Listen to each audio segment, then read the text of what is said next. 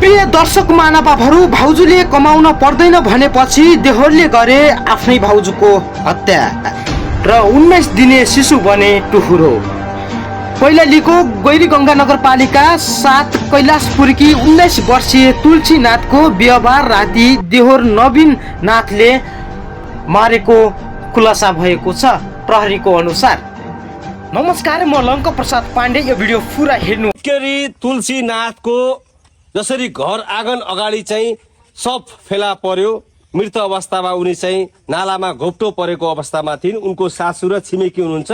म छिमेकीसँग कुराकानी गर्छु। त्यो दिन सर अब के अब उनी भोलिपल्ट त खोप लाउन गथिन् बच्चालाई है। मलाई दिदी म खोप लाउन जान्छु भनेर उनी अटो चढेर गएको देख्याउ मैले। अनि त्यसपछि बेलुकातिर घर आएकिन्। आएपछि हामीलाई थाहा छैन। अब म पनि बिरामी मान्छे, म नि सुतिहालेँ। अनि त्यसपछि सुतेपछि एकैचोटि मैले नालीमा देखेँ। दिउँसो जुन अघिल्लो दिन बिहीबार चाहिँ खोप लाउन जानु भएको थियो नानीलाई लिएर, त्यो दिन चाहिँ राम्रै हुनुहुन्थ्यो, बिराम केही होइन। खोप लाएर पनि बच्चा लाएन क्या।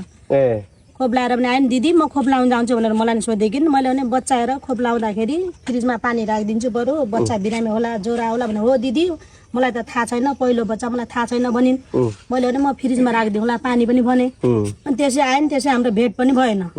आएपछि तिनी बेलुकातिर अब सुतिन् कि के पो गरिन् त्यो मलाई थाहा छैन सर। भर्खर भर्खर आउनु भएन? उहाँहरू नयाँ बस्ती हो? नयाँ बस्ती हुनु। गाउँघरमा त्यति धेरै घुलमिल पनि हुनु भएको छैन।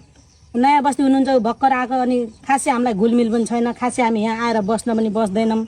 अनि उहाँसँग हाम्रो खासै मेलमिलाप पनि छैन। अब भर्खर नयाँ बस्ती आउनुपर्छ। बिहान चाहिँ कति बजीतिर देख्नु भएको थियो? त्यो त थाहा छैन सर कति बज्यो। एकैचोटि मलाई बोलाउनु भयो यहाँको छोरा कान्छोले। म पोछा लाउँला थिएँ। पोछा 5:30 बजीतिर म घर आफै पोछा लाउँला त। दिदी आउनु त माइलीलाई के भयो मेरो भाउजूलाई भने। अनि म एक्कासी आएँ। त्यहाँ आउँदाखेरि के भनेन् कि दिदी हेर्नु त के भयो भने। अब केही बिरामी छैन, केही छैन त्यो मान्छेलाई। अब बिचारी सुत्केरी मान्छे, गर्मी छ। अब म त आफै बिराम भएर ढल्छु, त्यसै ढलिन् कि हार्ट एट्याक भएर भने सोचेँ।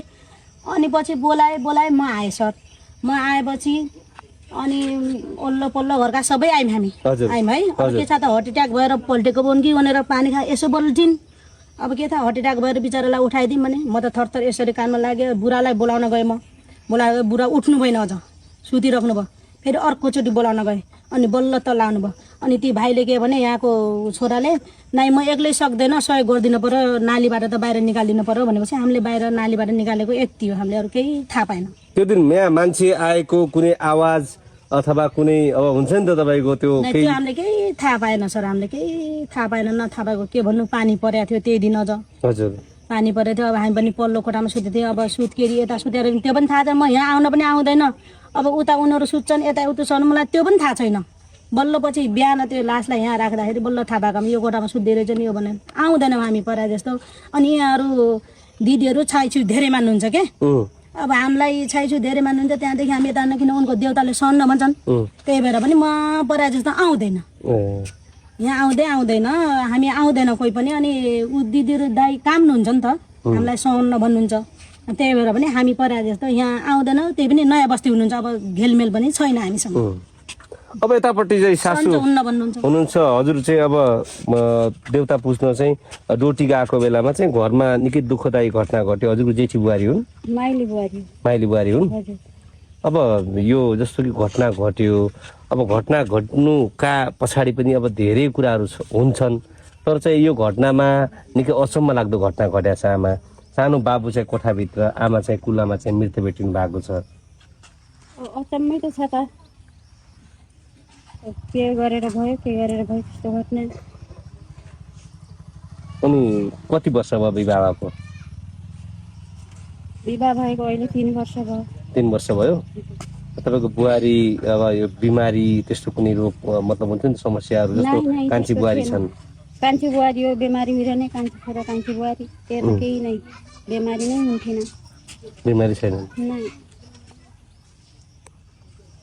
अनि हजुरहरू चाहिँ पहाड हुनुहुन्थ्यो। के लाग्छ हजुरलाई यो घटनाप्रति चाहिँ? अब बुहारीको घटना, अब यो घटनाको चाहिँ छानबिन होस्, सत्य त यसको बाहिर आओस् होइन?